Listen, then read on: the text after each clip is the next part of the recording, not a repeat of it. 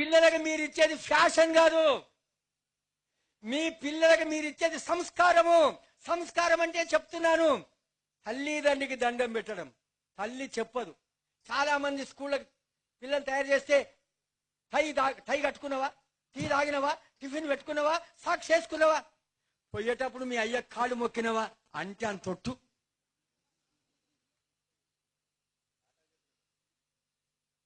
అరే ఈయన అడుగుతాడుగా మొగాయన, అరే మ్యాథ్స్ నేను వచ్చినాయి, సైన్స్ నేను వచ్చినాయి, హిస్టరీ జాగ్రఫీ వచ్చినాయి, సోషల్ స్టడీ నేను వచ్చినాయి.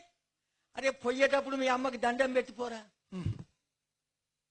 అరే ఎవడన్నా రాసుకుని చెక్ మీద సిగ్నేచర్ పెట్టడానికి పెన్ ఇస్తే మనం ఏమంటామయ్యా, థ్యాంక్స్ అంటామా? అనకపోతే వాడు ముఖం చూస్తాడు, వీడికి సంస్కారం లేనట్లుందని. 4 అక్షరాలు రాసేటందుకు నీకు పెన్నిస్తే ధన్యవాదాలు చెప్పే నీవు 9 నెలలు మోసి తన రక్తాన్ని పాలుగా చేసినటువంటి తల్లిని ఏ విధంగా సేవ చేస్తున్నావు? जिनको माँ बाप में भगवान नहीं दिखेगा उनको सारी दुनिया में कहीं नहीं दिखेगा.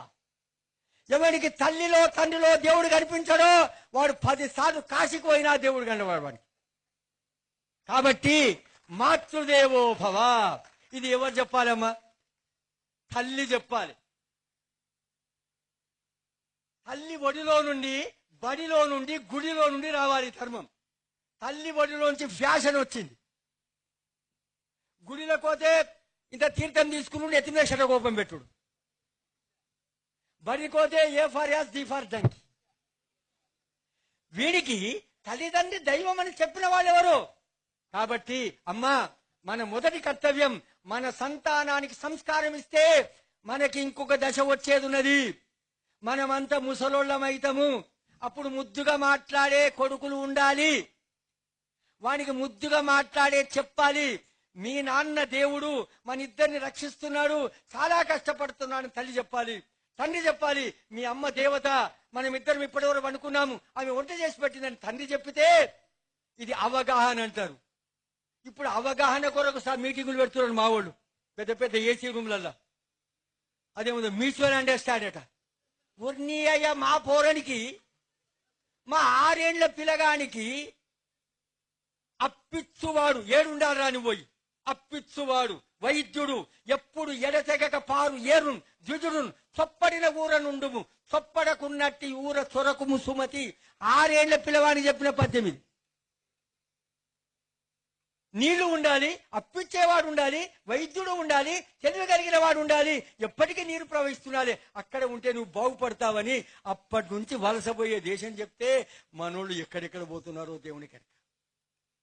నేనేమంటున్నాను, అశాంతస్య కుత సుఖం. ఎంత శ్రీమంతమున్నా శాంతి లేని వాడికి సుఖం ఉండదు. వృద్ధాశ్రమాలు అవుతున్నాయి. నేను ఈ మధ్యన లాలన అనేటువంటి ఆరుమూరు దగ్గర ఆశ్రమానికి పోయినాను. పాపం సంవత్సరానికి 18 లక్షలు ఖర్చు పెడతాడట ఆ రాజిరెడ్డి గారు, పైపుల్ రాజిరెడ్డి. అయితే నేను అన్నాను, ఎందుకు వచ్చిందయ్యా అంటే వాడు తల్లిని తల్లి అన్నాడు, తండ్రిని తండ్రి అన్నాడు. ఎందుకంటే లేడు, వాడిని చిన్నప్పటి నుండి హాస్టల్నే పంపిస్తాం. అదేమంటారు, ఇంకా ఇప్పుడు చిన్న 3 ఏళ్ల లోపల నర్సరీకి వెళ్ళి వానికి కేజీకి వెళ్ళి పీజీ దాకా వాడు మనతో ఉండకనే పోతే, మనం లంచాల పైసలే పంపిస్తే వాడు మనల్ని ఎట్లా ఆత్మీయుడు అనుకుంటాడు? కాబట్టి నేనేమంటున్నా అంటే, మీ అందరికీ ఈ పిల్లల్ని కాపాడుకుంటే దేశం కాపాడబడుతుంది. ఇప్పుడు ఉన్న ఆశంతా మన వీళ్ళ మీదనే. కాబట్టి మనమందరం కూడా ఎక్కడైనా ఎప్పుడైనా పిల్లలకి ధర్మాన్ని చెప్పి ఆర్థికంగా వాళ్ళని ఆదుకొని ప్రయత్నం చేస్తే మన భగవంతుడు మన జీవితాన్ని కుదార్చుగా చేస్తాడని ఈ అవకాశం ఇచ్చిన మీ అందరికీ నమస్కరిస్తూ. డౌన్లోడ్ మోజ్.